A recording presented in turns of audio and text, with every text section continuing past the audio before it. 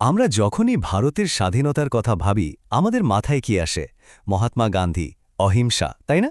কিন্তু গল্পটা কি আসলেই এতটুকুই, নাকি এর আড়ালে আরও কিছু লুকিয়ে আছে?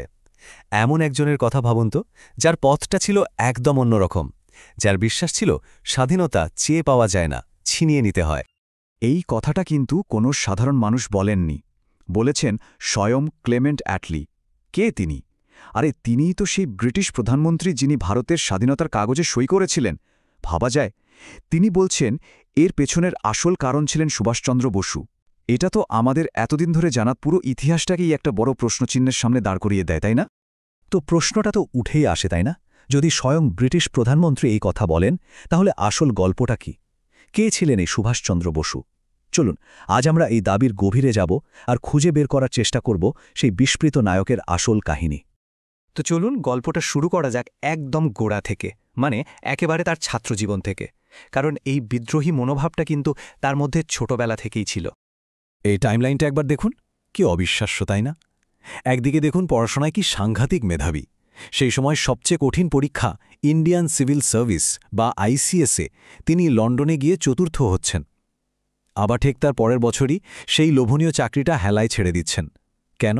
কারণ যে ব্রিটিশদের বিরুদ্ধে তিনি লড়তে চান তাদের অধীনে চাকরি করাটা তার কাছে ছিল একেবারেই অসম্ভব। কলেজ থেকে বহিষ্কারও হয়েছিলেন, কিন্তু নিজের নীতির সাথে আপোষ করেননি। এখানেই বোঝা যায় মানুষটা কি ধাতুতে গড়া ছিলেন। লক্ষ্য কিন্তু দুজনেরই এক ছিল, ভারতের স্বাধীনতা। কিন্তু পথ এখানেই ছিল আকাশ পাতাল তফাত। একদিকে গান্ধীজির পথ ছিল অহিংসা, আপোষ আর আলোচনার, আর অন্যদিকে ছিলেন সুভাষচন্দ্র, যার কাছে লক্ষ্যটাই ছিল আসল। আর সেই লক্ষ্যে পৌঁছানোর জন্য প্রয়োজনে যে কোনো পথই সঠিক পথ, মানে বাই এনি মিনস নেসেসারি যাকে বলে। আর এই দুই ভিন্ন পথের সংঘাতটা কিন্তু একটা সময় চরমে ওঠে। এতটাই যে সুভাষচন্দ্রকে কংগ্রেসের সভাপতির পদ থেকেও ইস্তফা দিতে হয়। এরপর তিনি বুঝে গিয়েছিলেন তার পথটা ভিন্ন। তাই মূলধারার আন্দোলন থেকে বেরিয়ে এসে তিনি নিজের মতো করে এক নতুন, আরও অনেক বেশি বিপ্লবী পথের খোঁজ শুরু করেন। আর এখান থেকেই শুরু হয় তার জীবনের সবচেয়ে রোমাঞ্চকর এক অধ্যায়, যাকে বলে দ্য গ্রেট এস্কেপ। ব্রিটিশদের কড়া নজর এড়িয়ে ভারত থেকে পালানো সে এক অবিশ্বাস্য গল্প। জাস্ট একবার দেখুন এই ধাপগুলো। কোনো হলিউড সিনেমার স্ক্রিপ্ট মনে হচ্ছে না? ভাবুন একবার, কলকাতার বাড়িতে কড়া পুলিশি পাহারা, সেখান থেকে একজন পাঠানের ছদ্মবেশে বেরিয়ে পড়লেন, তারপর মুখ ও বধির সেজে আফগানিস্তান পার হলেন, সেখান থেকে আবার নকল ইতালিয়ান পাসপোর্ট নিয়ে মস্কো হয়ে সোজা জার্মানি। কি সাংঘাতিক সাহস আর পরিকল্পনা!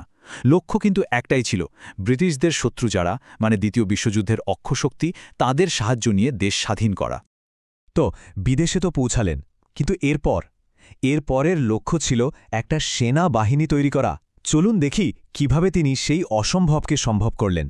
কিন্তু ইউরোপে গিয়ে তিনি বুঝলেন জার্মানির পক্ষে ভারতকে সরাসরি সাহায্য করা সম্ভব না। অনেকেই হয়তো এখানেই হাল ছেড়ে দিতেন, কিন্তু তিনি সুভাষচন্দ্র বসু, তিনি আরও বড় ঝুঁকি নিলেন। একটা জার্মান সাবমেরিনে চেপে বসলেন। তিনটে মাস পানির নিচে ভয়ঙ্কর বিপজ্জনক এক যাত্রা করে পৌঁছালেন জাপানে। লক্ষ্য সেই একটাই, নিজের একটা সেনাবাহিনী তৈরি করতেই হবে। এবং তিনি করে দেখিয়েছিলেন। সংখ্যাটা দেখুন, 40,000। জাপানের হাতে বন্দী ভারতীয় সৈন্যদের একত্রিত করে তিনি গড়ে তুললেন তার স্বপ্নের সেনাবাহিনী, ইন্ডিয়ান ন্যাশনাল আর্মি বা আজাদ হিন্দ ফৌজ। আর এই আজাদ হিন্দ ফৌজ কিন্তু শুধু একটা সাধারণ সেনাবাহিনী ছিল না, এটা ছিল একটা আদর্শের প্রতীক। দেখুন, এর সদর দপ্তর ছিল সিঙ্গাপুর আর রেঙ্গুনে। আর সবচেয়ে অবাক করার মতো বিষয় হলো, সেই সময়ে দাঁড়িয়ে তিনি নারীদের নিয়ে একটা আলাদা কমব্যাট ইউনিট তৈরি করেছিলেন, রানী ঝাঁসি রেজিমেন্ট। ভাবা যায়? তাছাড়া এই বাহিনীতে হিন্দু, মুসলিম, শিখ সবাই কাঁধে কাঁধ মিলিয়ে লড়েছিল। ধর্মের কোনো বিভেদ সেখানে ছিল না। চলো দিল্লি, এই স্লোগান বুকে নিয়ে আজাদ হিন্দ ফৌজ ঝাঁপিয়ে পড়েছিল ব্রিটিশ ভারতের উপর।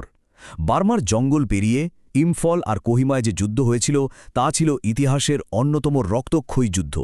খাবার নেই, অস্ত্র কম, তার উপর ভয়ঙ্কর আবহাওয়া, তবুও তাদের লড়াই দেখে ব্রিটিশরাও ভয় পেয়ে গিয়েছিল। হ্যাঁ, এটা ঠিক যে সামরিকভাবে তারা শেষ পর্যন্ত পেরে ওঠেনি, পরাজিত হয়েছিল। কিন্তু এখানেই কি গল্পটা শেষ? একদমই না। কারণ এই সামরিক পরাজয়ের মধ্যেই লুকিয়েছিল ভারতের স্বাধীনতার সবচেয়ে বড় রাজনৈতিক বিজয়। শুনতে অবাক লাগছে? চলুন দেখি কিভাবে এই হেরে যাওয়া যুদ্ধটাই আসলে ব্রিটিশদের ভারত ছাড়তে বাধ্য করেছিল। এই টাইমলাইনটা খুব মন দিয়ে দেখুন, কারণ এখানেই আসল টুইস্ট। যুদ্ধ শেষ হল, আজাদ হিন্দ ফৌজ হেরে গেল। ব্রিটিশরা ভাবল, বাহ, এবার এদের অফিসারদের দিল্লির লালকেল্লায় এনে বিচার করি, দেশদ্রোহের বিচার, তাহলে বাকি ভারতীয় সৈন্যরা ভয় পাবে। কিন্তু হলোটা ঠিক তার উল্টো। এই বিচার দেখে সারা দেশের মানুষ ফুঁসে উঠল, আর সেই আগুনে ঘি ঢালল রয়্যাল ইন্ডিয়ান নেভির বিদ্রোহ। ভারতীয় নৌসেনারা ব্রিটিশদের বিরুদ্ধে বিদ্রোহ ঘোষণা করল। এর মানেটা কি দাঁড়াল? খুব সহজ। ব্রিটিশরা এতদিন ধরে ভারতকে শাসন করছিল কাদের জোরে? ভারতীয় সৈন্যদের জোরেই। যখন তারা দেখল সেই সেনাবাহিনী আর তাদের অনুগত নয়, তারাও বিদ্রোহ করছে, তখন তারা বুঝে গেল যে তাদের খেলা শেষ। এই দেশ আর শাসন করা সম্ভব না। আর এই আনুগত্যের ভিতটাকেই নাড়িয়ে দিয়েছিল আজাদ হিন্দ ফৌজ আর তাদের বিচার।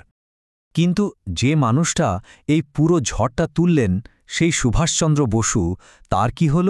এটাই বোধহয় এই গল্পের সবচেয়ে বড় রহস্য। খাতা কলমে বলা হয় ১৯৪৫ সালের ১৮ই আগস্ট তাইওয়ানে এক বিমান দুর্ঘটনায় তিনি মারা যান।